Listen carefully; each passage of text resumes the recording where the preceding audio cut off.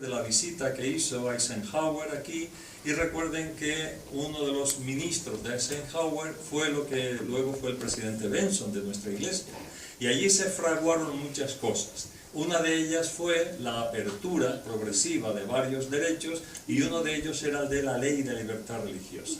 Y bueno, llegó un momento que en nuestro país esta ley se hizo una realidad, y a partir de ese momento tuvimos la oportunidad de elegir. Yo elegí, tuve ese honor y ese privilegio, ¿verdad? Y aquí sigo, pero es justo reconocer aquello.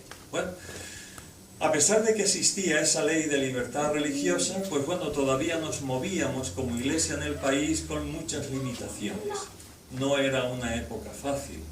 Y bueno, después que yo me bauticé, un año después me ordenaron elder y me mandaron a la misión. Y fui a la misión sin pasar por la MTC, sin ir al templo, y fue directamente ir a la oficina. El presidente me entrevistó, me apartó, me metió en un tren y al siguiente día por la mañana aparecí en esta ciudad, en La Coruña.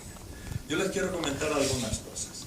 Durante el viaje me fue difícil conciliar el sueño, porque yo salía como misionero y yo sabía lo que había visto de los otros misioneros, pero no había una MTC, no había un entrenamiento, no había nada. Simplemente te llamaban, te apartaban y te mandaban, ¿verdad? Entonces, recuerdo que yo durante gran parte de la noche en el viaje, eran unos trenes muy lentos, iban parando casi en cada parada desde Madrid hasta aquí, yo iba pensando, ¿qué habrá en La Coruña? ¿Cómo será la ciudad? ¿Qué tipo de gente? ¿Qué tendré que hacer como misionero? Estaba perdido, con muchos deseos de servir, pero sin saber absolutamente qué me iba a encontrar.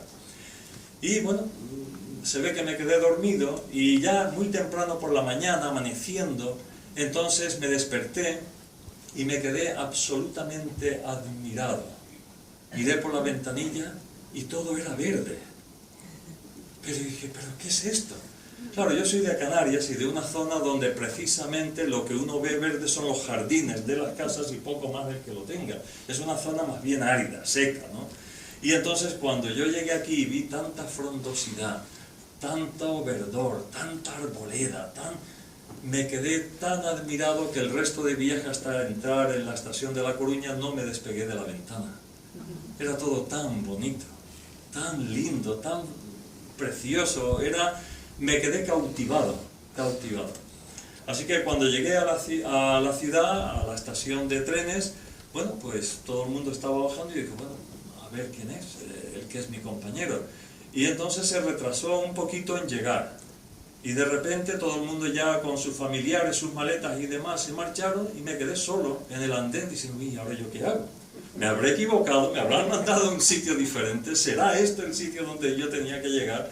Hasta que por fin veo a otro hermano corriendo. En aquella época el misionero se había quedado solo, el que me recibió, que era Elder Bullen, Thomas Bullen.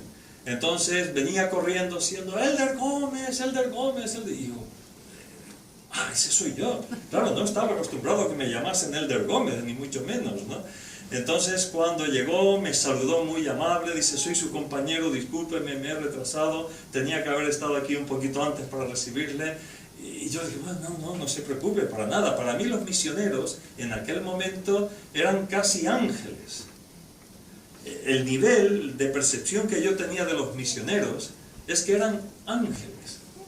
Personas excepcionales, maravillosas, gente que no era normal encontrártelos en tu vida, es decir, era algo. Entonces claro, cuando yo le vi que él me trataba y se dirigía a mí como un coigual, la verdad me costaba trabajo aceptar conmigo mismo que yo era ese Elder Gómez, ¿verdad? Bueno, pues nada, a partir de aquel momento vivimos en la glorieta de Cuatro Caminos, un edificio que está allí al lado de lo que antiguamente era un periódico, no sé si sigue, y creo que era la quinta planta, había una pensión, entonces allí me llevó. Y allí fue donde empecé a contactar por primera vez con lo que era el ser misionero, ¿verdad? Las normas, los horarios, todo, ¿no? Y recuerdo que me quedé admirado, estaba tan impresionado por la ciudad, por los árboles, por todo, que casi era un cúmulo de sensaciones, una tras otra, que yo creo que estaba tocando el cielo con mis manos. Mis queridos hermanos y hermanas, a partir de allí, bueno, empezamos a trabajar, empecé a tocar el pulso misionero en la ciudad, y recuerdo que, bueno, la ley de libertad religiosa existía, pero hacía poquito tiempo. ¿Qué pasa? Que desde que aprueban una ley a nivel gubernamental hasta que esa ley se asume escalonadamente por todos los escalafones de las autoridades, pues pasa tiempo, ¿verdad? Entonces, ¿qué sucedía? Que en aquella época era lamentablemente muy normal que muchos misioneros eran deportados, otros eran sacados del país, otros simplemente cogían y los detenían. Entonces, si te veían con la pancarta en la calle, bueno, te confiscaban la pancarta y te detenían. O sea, no era un trabajo misional precisamente tranquilo ni con ningún sobresalto, sino muy al contrario, siempre teníamos esa preocupación. Y recuerdo, hermanos, que empezamos a trabajar en la ciudad y fue una experiencia increíble. Recuerdo que había un hambre, ganas de saber. En términos generales, las personas que nos escuchaban en la calle querían saber, querían escuchar. Otra cosa muy distinta es que luego les interesase o no el mensaje religioso